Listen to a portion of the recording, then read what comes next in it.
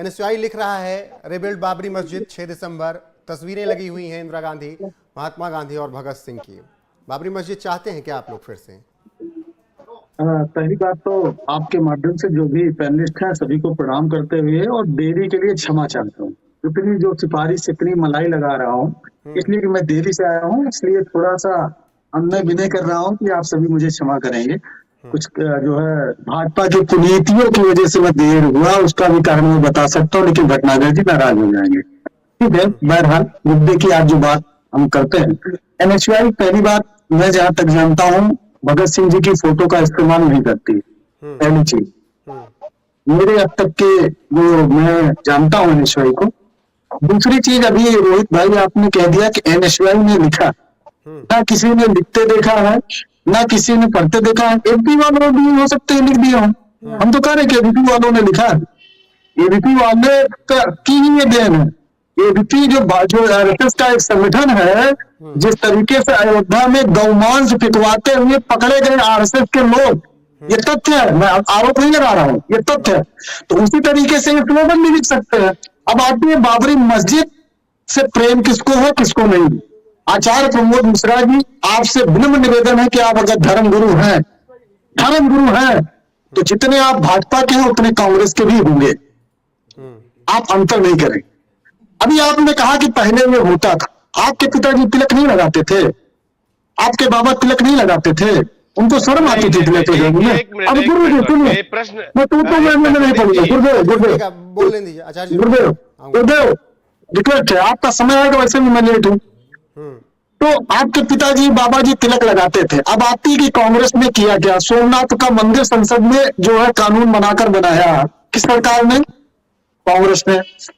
आप बताइए, वहां पर मूर्तियां प्रकट हुई जो आज राम मंदिर की जिस जिक्र में आप जिस संबंध में आप बात कर रहे हैं, उस वहां पर 1949 में मूर्तियां प्रकट होती हैं। उसके बाद राम मंदिर का गुरु जी एक सवाल है छोटा सा, गुरु जी राम मंदिर का ताला किसने खुलवाया था? गुरु जी राम मंदिर का ताला किसने खुलवाया था?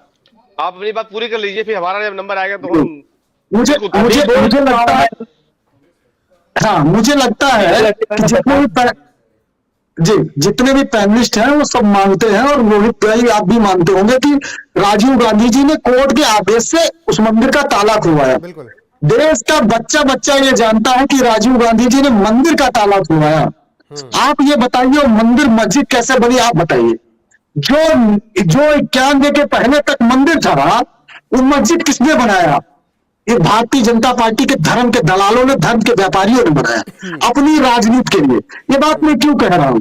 इनका पहले जब इनकी पार्टी बनी, पहले वर्ष के मैनिफेस्टो में आप देख लीजिएगा वो राम मंदिर का जिक्र नहीं है, दूसरे मैनिफेस्टो में देख लीजिएगा जिक्र नहीं है, आकर ये जो है 91 के चुनाव में राम मंदिर का जिक्र करते हैं। मंदिर के कितने बड़े पुजारी हैं। और एक बात मैं बता देता हूं, मैंने राम मंदिर का ताला तक गया था, और आगे मैं बता देता हूं कि 63 एकड़ जमीन जो एक्वायर हुई उसको नरसिम्हा राव जी ने एक्वायर किया, वो भी सरकार कांग्रेस की। स्वामी सुब्रमण्यम स्वामी जी जो कि पिटिशनर थे उस मामले में, वो लायर थे, सचमुच के लायर, वो मुकदमा लड़ रहे थे और अन्य पार्टियों के साथ अन्य वकील जो थे वो कहते हैं कि इसमें भारतीय जनता पार्टी का कोई योगदान नहीं है। बयान है मेरे पास, अभी चला दूंगा। इसमें मोदी जी का कोई योगदान नहीं। अगर किसी का सर अगर किसी का योगदान है तो राजीव गांधी जी का है, नरसिम्हा राव जी का है। हमने इतना काम किया तो गंदे हो गए। किसने कहा संदीप जी? तो त्रिपाठी जी, अगर मैं फिर हम भी आपसे बात कर लें सर।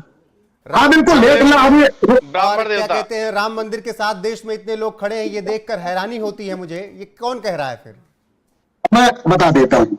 पहली बात, अभी आपने राम काल्पनिक की बात की, मैं बता देता हूँ कि कांग्रेस ने कभी नहीं कहा कि भगवान राम काल्पनिक है। अगर कोई ये इस बात को सिद्ध कर देगा, मैं आज कांग्रेस से इस्तीफा दे दूंगा। आज जो बात उस समय के आर्कियोलॉजिकल सर्वे ने कही थी, उस समय की सरकार, मौजूदा सरकार होने के कारण उस आर्कियोलॉजिकल सर्वे को कोर्ट में सबमिट किया गया। वही बात जितेंद्र सिंह आज सदन में बोलते, वही बात वो बोलते हैं जो सदन में बोलते हैं, सरकार के मंत्री होते हुए बोलते हैं। तब भाजपा जो है राममय है। हम जो है एक आर्कियोलॉजिकल सर्वे की रिपोर्ट आती है, उसको कोर्ट में सबमिट कर देते हैं, जिसको हलफनामा कहा जाता है। ये भी गलत बात है, कोई हलफनामा नहीं है। आर्कियोलॉजिकल सर्वे की एक रिपोर्ट थी, और जो जो राम सेतु समुद्रम प्रोजेक्ट था, उसको सुब्रमण्यम स्वामी उसमें भी जिसमें है। सुब्रमण्यम स्वामी जी स्पष्ट कहते हैं कि ये प्रोजेक्ट अटल बिहारी वाजपेयी जी ने शुरू किया था, कांग्रेस ने उसको आगे बढ़ाया। अब बताइए कांग्रेस की गलती क्या है? एक देश के लिए कोई प्रोजेक्ट बन रहा है, उसके बाद एक देश की इंजीनियर संस्था रिपोर्ट तैयार करती है, सरकार में होने के नाते हम अगर वहां कोई पिटीशन दाखिल होती है, उस रिपोर्ट को सबमिट कर देते हैं, तो हम जो है जो ही हो गए। और हम इतने काम किए, इतने काम, ये जो हमने बताया। अब बात आई कि राम के साथ खड़े होने या न खड़े होने का, जो आपका लास्ट सवाल था, मैं सिर्फ इतना जानना चाहता हूं। रोहित भाई, आप प्रतापगढ़ से हैं, हम भी प्रतापगढ़ से हैं। पूरे पूर्वांचल की बात कर रहा हूं, पूरे पूर्वांचल में प्रतापगढ़ में मात्र 5 मंदिर बता दीजिए भगवान राम के। 5 मंदिर की बात कर रहा हूं, राजे रजवाड़ों को छोड़कर नहीं बता पाएंगे।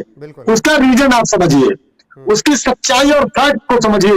राम बिल्कुल इस देश में राम है, कलकल में राम है, लेकिन जिस तरीके से अयोध्या के राजा राम की बात होती है, तो अगर आप जाएंगे पीछे, तो ये राम के पहले भी राम। अगर कांग्रेस इतना ही राममय भक्तिमय था, तो 2014 से पहले वो क्यों नहीं सोच रहे थे इन जीर्णोद्धार के लिए? चलिए हम बता देते हैं। हम भी त्रिपाठी से भाई चर्चा चल रही थी, जम्मू कश्मीर में वो मंदिर शारदा पीठ क्यों नहीं सोच रही थी कांग्रेस? चलिए मैं जवाब दे देता हूँ। रोहित जी, आप भटनागर से काउंटर करना है जी, थैंक यू। अभी आपने कहा कि हमने क्यों नहीं सोचा। राजीव गांधी जी ने पहला, राम जो है, राम मंदिर का शिलान्यास सर्वप्रथम राजीव गांधी जी ने एक विश्व हिंदू परिषद के दलित कार्यकर्ता के हाथों अपने जिंदा रहते उन्होंने किया था। आप कह रहे हैं कि हम करना नहीं चाहते थे, तो शिलान्यास कैसे किया? राम मंदिर को मस्जिद बनाकर विवाद एक पैदा कर दिया भारतीय जनता पार्टी ने अपनी राजनीति के लिए। अगर टेंट में राम जी रहे, तो उसकी जिम्मेदारी थी लाल कृष्ण आडवाणी जी से लेकर, जिनको आज भाजपा कौन नहीं पूछ रही है, नेतृत्व में चले गए।